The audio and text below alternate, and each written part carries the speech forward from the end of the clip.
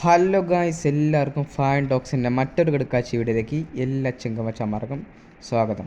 അപ്പോൾ ഗൈസ്, നമ്മൾ ഒരുപാട് ദിവസമല്ലേ കണ്ടിട്ടൊക്കെ. അപ്പോൾ ഗൈസ്, എല്ലാവർക്കും സുഖം തന്നെ എന്ന് വിശ്വസിക്കുന്നു. ഗൈസ്, ഇന്ന് നമുക്ക് എങ്ങനെ നമ്മുടെ സിമ്മിൻ്റെ നെയിം ചേഞ്ച് ചെയ്യാൻ നോക്കാം. അപ്പോൾ എൻ്റെ ഫോണിൽ സാംസങ്ങിൻ്റെ ഫോണാണ്. എൻ്റെ ഫോണിൽ സിം ചേഞ്ച് ചെയ്യാനായിട്ട് സെറ്റിങ്സിനകത്ത് പോയി ചേഞ്ച് ചെയ്യുന്നത്. നമുക്ക് എങ്ങനെയാണ് ചെയ്യുന്നത് നോക്കാം.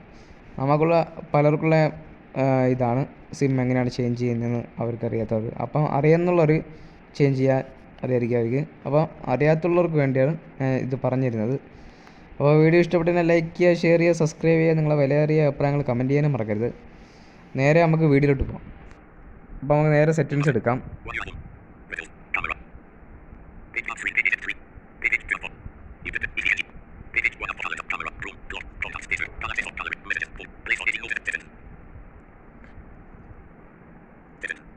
ഓക്കെ, നമ്മളിവിടെ സെറ്റിങ്സ് എടുത്തിട്ടുണ്ട്. ഇനി കണക്ഷൻസ് എടുക്കുക. ഓക്കെ, ഇവിടെ കണക്ഷൻസ് ഉണ്ട്. ഇവിടെ വൈഫൈ ഉണ്ട്, ബ്ലൂടൂത്ത് ഉണ്ട്, ഫ്ലൈറ്റ് മോഡ് ഉണ്ട്, അങ്ങനെ ഒരുപാട് കാര്യങ്ങളുണ്ട്. Mobile networks, data usage. ഇവിടെ സിം കാർഡ് മാനേജർ ഉണ്ട്, അത് നമുക്ക് എടുക്കാം.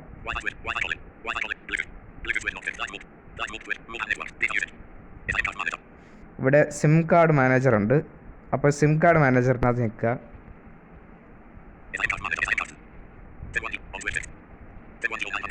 ഇവിടെ സിം 1 എൻ്റെ ജിയോ ആണ് കിടക്കുന്നത്. ഇനി നമുക്ക് ഇവിടെ സിം 1 ഇവിടെ ഓണാണ്. ഇതിന് ശേഷം ഐക്കോൺ ഇവിടെ നമുക്ക് ചേഞ്ച് ചെയ്യേണ്ടതായിട്ടുണ്ട്. ഇവിടെ ഐക്കോൺ ഓണാണ്. ഇവിടെ നെയിം ഉണ്ട്. നെയിം സെറ്റ് ചെയ്യുക. അപ്പോൾ നെയിമിനകത്ത് ക്ലിക്ക് ചെയ്യണം. ഇവിടെ സിം 1 എന്നുണ്ട്. അപ്പം ഞാൻ ഇവിടെ ജിയോ എന്ന് ടൈപ്പ് ചെയ്യാൻ പോവാണ്.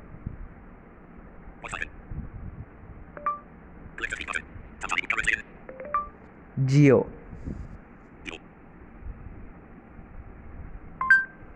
ഓക്കെ, ഞാൻ ഇവിടെ ജിയോ എന്ന് ടൈപ്പ് ചെയ്തിട്ടുണ്ട്.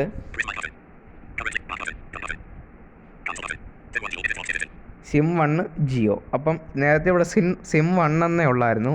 ഇപ്പം നമുക്ക് സിം 1 ജിയോ എന്ന് കൊടുത്തിട്ടുണ്ട്. ഇനി ഡൺ കൊടുക്കാൻ പോകും. ഇനി നമുക്ക് ഇതിനകത്ത് നെയിമിൽ കയറി നോക്കാം. ഇവിടെ സിം 1 ജിയോ വന്നിട്ടുണ്ട്.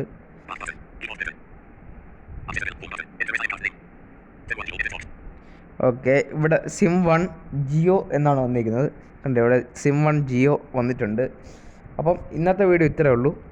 വീഡിയോ ഇഷ്ടപ്പെട്ടെന്നെ ലൈക്ക് ചെയ്യുക, ഷെയർ ചെയ്യുക, സബ്സ്ക്രൈബ് ചെയ്യുക. നിങ്ങളെ വിലയേറിയ അഭിപ്രായങ്ങൾ കമൻറ്റ് ചെയ്യാനും മറക്കരുത്. ഞാൻ ചെയ്ത വീഡിയോയിൽ എന്തെങ്കിലും തെറ്റുണ്ടെങ്കിൽ നിങ്ങൾ ക്ഷമിക്കുക. അപ്പോൾ അടുത്തൊരു വീഡിയോയിൽ എല്ലാവർക്കും കാണാം. Bye bye.